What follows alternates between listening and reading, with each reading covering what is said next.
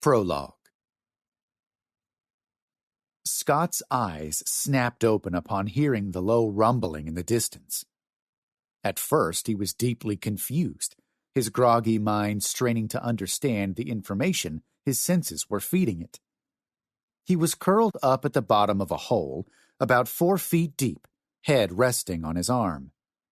Tangles of small roots dangled near his face from the sides of the earthen walls, and the pungent smell of fresh dirt permeated the stale air.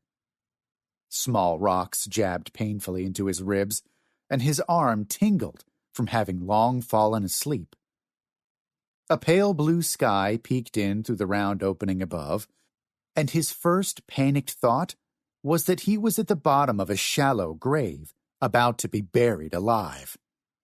Then he recalled he was actually in a foxhole, and he was waiting for...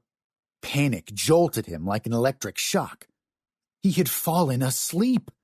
How could he have been so careless?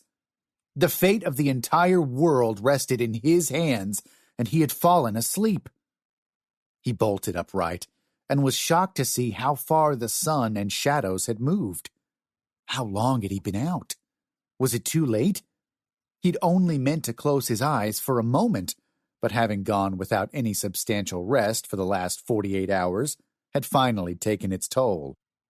Even at 18, his energy lasted only so long. He cursed himself for having been so reckless, so negligent. He could have blown the whole plan if he hadn't already. Scott quickly rose to peek through the tangles of limbs and branches he'd placed around the rim of the pit to serve as a makeshift blind. Dug into the side of a grassy hill, the location provided him a good panoramic view of the area below. At the base of the incline was a dirt road that wound its way to a long steel girder bridge spanning a large river, where blue-green waters rolled lazily beneath in hypnotic swirls of current. The scene was so picturesque, so deceptively peaceful, that it was difficult to believe there was a war going on.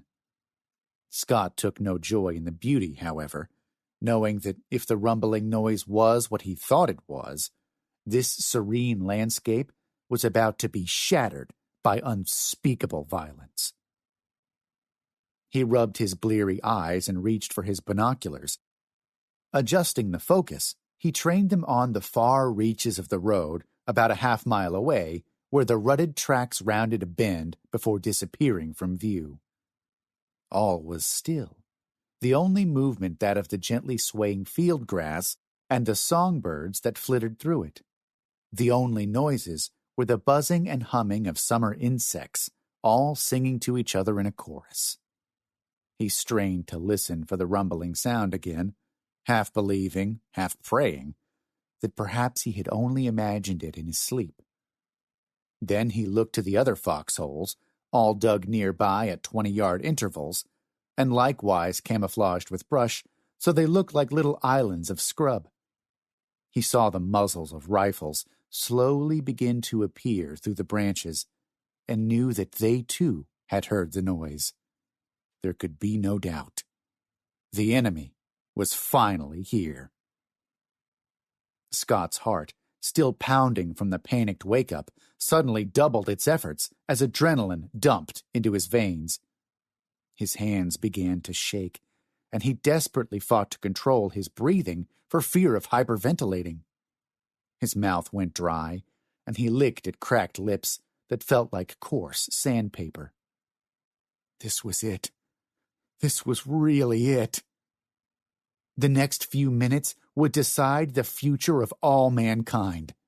Billions of lives were in his hands, and everything depended solely upon his success or failure. He still found the thought just too incredible to believe. A few days ago, he was just a quiet college freshman, content to play video games in his room and hide from the world. Now, he was the one charged with trying to save it.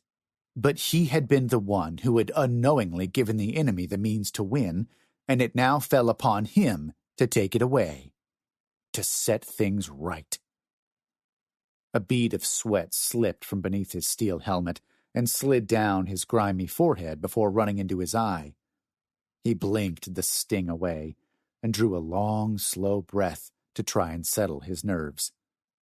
As he exhaled, a new thought arose in his mind, one that was as macabre as it was bizarre. If he were to die in the next few minutes, his grave marker would read, Scott W. Breckinridge, born 1999, died 1944.